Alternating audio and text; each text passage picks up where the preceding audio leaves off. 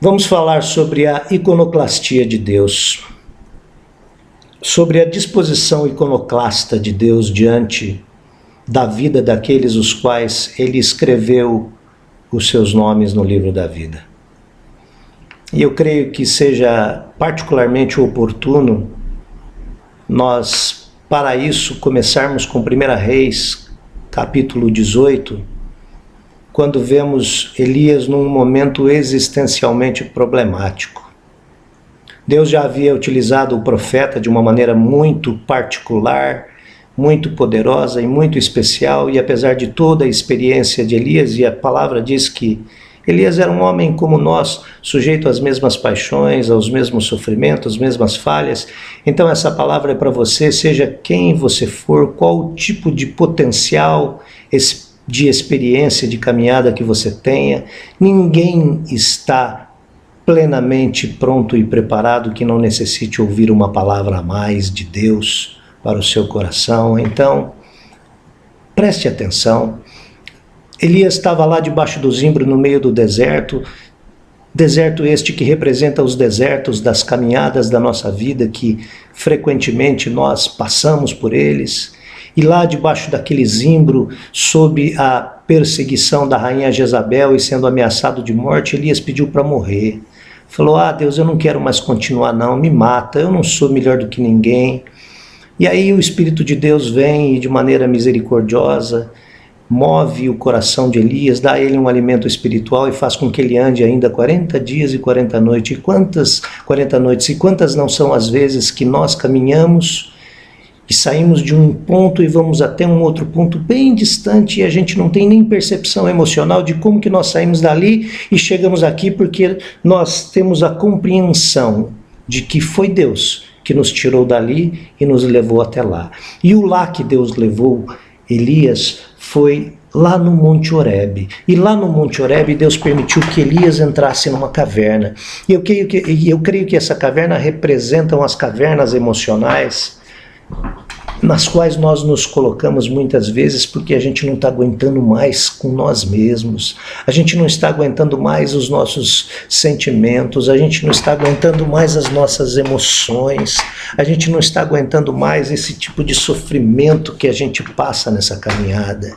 E Deus move-se de uma maneira especial para didaticamente fazer Elias compreender como são as coisas pelo aspecto emocional e como são as coisas pelo aspecto espiritual. Lembre-se, sinta o que você estiver sentindo, o justo sempre e inexoravelmente e inalienavelmente no final terá que voltar à situação e à convicção e à posição de que o justo viverá da fé. Então o Senhor vai ao encontro de Elias em misericórdia e faz com que passe diante daquela caverna um grande furacão. E a palavra de Deus diz que o furacão era grande mesmo, porque ele chegava ao ponto de despedaçar as pedras. Mas a palavra também diz que o Senhor não estava no furacão. Depois daquele grande furacão, vem um terremoto e certamente as estruturas à volta de Elias todas abalam-se. Ele talvez tenha que colocar as suas mãos na parede da caverna e ficou muito assustado e impactado. Mas a palavra diz que o Senhor não estava no terremoto.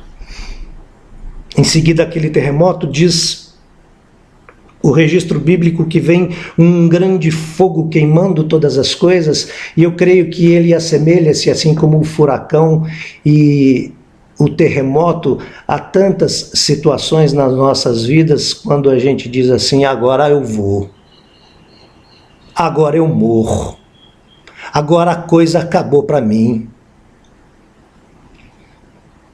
Mas diz a palavra que depois destas três situações impactantes, que não são outra coisa senão a representação da reação emocional, dos furacões, dos terremotos e dos fogos consumidores gerados pelas nossas próprias inquietudes e ansiedades. E as ansiedades realmente podem gerar estas coisas todas, são o mal de todos os séculos e também a antítese da fé. E a ansiedade é aquela perturbação interior movida pela incerteza de se obter aquilo que se deseja. Mas a palavra do Senhor diz que o impacto maior na vida de Elias naquele momento não foram as suas emoções, mas foi uma brisa suave e tranquila que veio depois. E Deus, assim como em Salmos 46:10, diz, embora não com estas palavras no texto, mas é como se dissesse para Elias: Elias, aquiete-se e saiba que eu sou Deus. E Deus está convidando você nesta hora: aquiete-se e saiba que Ele é Deus, que Ele é o meu Deus, que Ele é o teu Deus, e que só quando nós aquietamos os nossos corações diante dEle é que Ele realmente começa a falar. E Deus começou a falar com Elias, e eu creio que o que aconteceu ali com Elias naquele momento, e a própria fala de Elias para com Deus indica isso de uma maneira muito clara, é que Elias havia construído um ídolo em torno da imagem dele. Porque quando Deus chama Elias com aquela voz tranquila e fala: o que você está fazendo aí dentro da caverna, Elias? Pode parar com essa história. Eu sou o Deus que digo quando as coisas começam, mas também eu sou o Deus que digo quando elas terminam. Não é você que decide nada. E Elias fala: mas só fiquei eu, Senhor. Fui eu o único que não dobrei os meus joelhos diante de Baal. Só eu te sirvo. Às vezes a gente passa situações onde temos a impressão de que só nós estamos no centro da vontade de Deus. Outras situações nós nos distamos tanto do centro da vontade de Deus que parece que não há como mais encontrar o caminho de volta, seja numa situação ou noutra. O Espírito de Deus diz para você: aquietai-vos e sabei que eu sou Deus. Como que está a situação aí na tua vida? O que você está passando? Você foi traído? Traição matrimonial? Problema financeiro? Problema de saúde? A sua imagem já não é mais a mesma imagem, você já não é mais referência na sua família, o seu poder aquisitivo já não é mais um poder aquisitivo de tranquilidade, você perdeu bem, está quebrado, abalado. Tudo aquilo que você construiu deu em nada, tudo aquilo que você idealizou, imaginou, lançou como expectativa de futuro, de repente transformou-se em nada. Desiludido, aliás, eu gosto muito da palavra desiludido, porque o desiludido é aquele que estava enganado em ilusão e saiu da ilusão próximo a uma realidade, caminhando para uma realidade. Está se sentindo fraco, fraca, abatido, abatida, cansado, cansada, sem perspectiva alguma.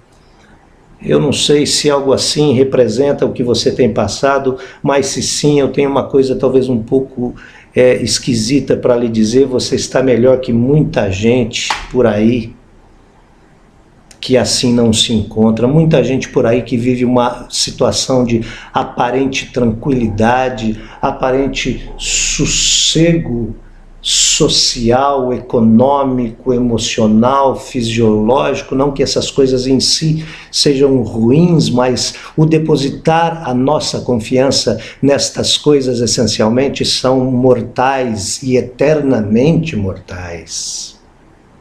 João 10,10 diz que o inimigo veio para roubar, matar e destruir, mas eu, Jesus Cristo, vim para que tenhais vida e vida em abundância. O problema da religião do nosso século, da religião humanista, da religião egocentrista, da religião do Deus me serve, é que nós pensamos que a vida abundante que Jesus Cristo prometeu nos dar é a reposição miserável e mesquinha de coisas as quais nós tenhamos perdido ao longo da nossa caminhada até chegar a Ele. E não é isso. A vida abundante que Cristo nos prometeu é Ele sendo tudo em mim e em você. E a iconoclastia dele consiste no fato dele destruir, dele acabar, dele aniquilar com todas as coisas as quais na nossa vida tenham alguma semelhança de representação com ídolos. Coisas nas quais, ou pessoas sobre as quais, ou relacionamentos entre os quais nós estejamos depositando amor, confiança, propósito, objetivo, planos e práticas acima de Deus, ainda que com a nossa própria boca não confessemos. E alguns destes ídolos são ídolos travestidos de uma aparência de inocência e de bondade, que é complicado, é só o Espírito do Senhor para nos tratar. Por exemplo, pais amando demais aos seus filhos, esposa amando demais ao seu marido e vice-versa. O que há de mais em um pai amar seu filho? O que há de mais em uma esposa amar o seu marido? Mas quando isto está acima da nossa relação com Deus, isto é um ídolo. Deus quer remover e Ele o removerá em qualquer hipótese, e Ele não vai pedir autorização para você. A palavra do Senhor diz que a teimosia é semelhante à idolatria, e quanto mais teimosos formos diante do Senhor, tanto mais a vara da disciplina de Deus, tanto mais a ação iconoclasta, destruidora de ídolos, esse é o significado da palavra iconoclastia, disposição de destruir ídolos. Quanto mais esta teimosia for apresentada como resistência ao mover de Deus nas nossas vidas, tanto mais a vara da disciplina e a mão do Senhor pesará nas nossas vidas, para que no final das contas Ele seja tudo em mim e em você. Olha só, 1 Coríntios 15, de 27 e 28 diz assim: todas as coisas foram sujeitas a Cristo, e termina dizendo, para que Deus seja tudo em todos. Colossenses 3,11 declara, Cristo é tudo em todos. Colossenses 1,16 fala, pois nele foram criadas todas as coisas, nos céus e sobre a terra, as visíveis e as invisíveis, sejam tronos, sejam soberanias, quer principados, quer potestades, tudo foi criado por meio dele e para ele. E Romanos 11:36 afirma, porque dele e por meio dele e para ele são todas as coisas. Considere isso no seu coração. Isso é a contramão desse evangelho que a gente ouve por aí, do evangelho de nossos dias, do evangelho humanista, do evangelho do Deus me serve. Porque o fato é que Deus quer que eu e você cheguemos a uma condição de nada sermos, mas para nada sermos é necessário nada termos, pois o que imaginamos quanto ao que somos é composto também da soma de tudo o que imaginamos ter. Portanto, Deus tirará de nós tudo aquilo a que nós temos nos apegado demasiadamente. Repito, é isso que eu chamo de iconoclastia. E como Deus vai agir com cada um, é uma coisa entre Deus e você, medida pelas particularidades da sua vida, aliada à maior ou menor resistência ou teimosia que você tem ao tratamento de Deus. Jó teve de perder tudo, sendo ele, em princípio, o mais justo de todos os homens que havia sobre a terra. E eu até acredito que é por isso que ele teve de perder tudo, porque quanto mais você está ensimesmado da sua justiça própria, de uma certa forma Elias lá na caverna estava, e Deus tratou Elias e melhorou aquela situação em Elias, Jó também, como o mais justo, precisou perder tudo. Moisés, embora Hebreus fale que ele não levou em conta o perder todas as coisas, mas isso é porque o escritor aos Hebreus está falando ali a respeito de uma coisa que já aconteceu no final do deserto. Moisés foi relegado a 40 anos de tratamento no deserto, para depois ser preparado como o homem libertador de Deus em relação à nação de Israel. José foi traído pelos irmãos, José foi traído na casa de Potifar, José foi esquecido na cadeia e depois José foi feito aquilo que ele foi feito como vice-rei do Egito, o segundo homem mais poderoso e efetivamente o homem mais poderoso sobre a terra nos seus tempos. Daniel sozinho, jovem ainda, foi tratado por Deus e ficou sem família, lá na Babilônia, no olho do furacão da corrupção e do pecado, e Deus usou ele como um dos mais proeminentes profetas da história.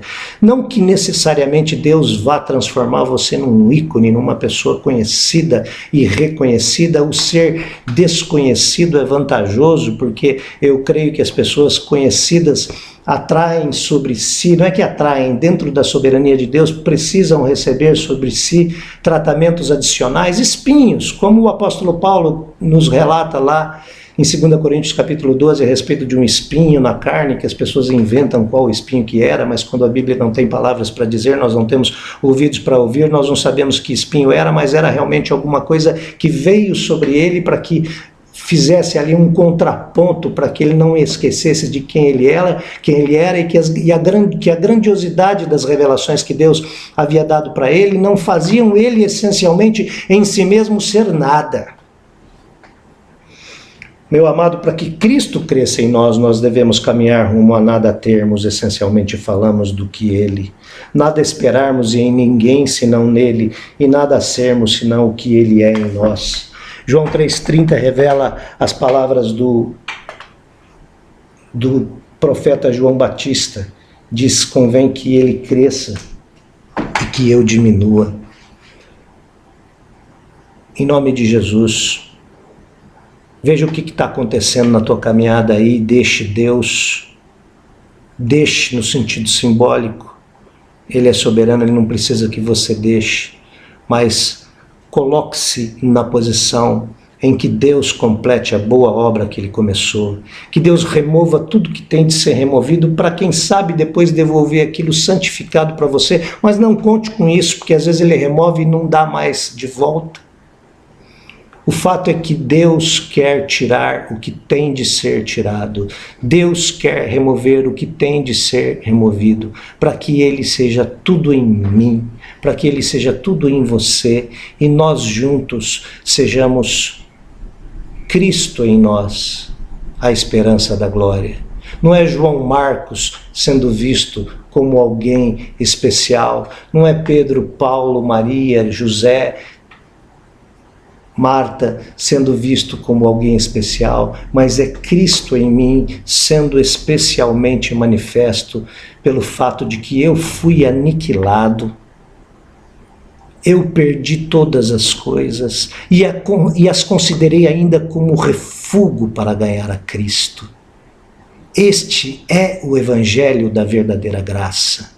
Submeta-se ao tratamento do Senhor, deixe que Deus complete a boa obra que Ele começou, submeta-se ao mover do Espírito de Cristo sobre a sua vida, e que aquelas coisas que precisam ser removidas para sempre, que sejam removidas, aquelas que precisam ser reposicionadas, que sejam reposicionadas.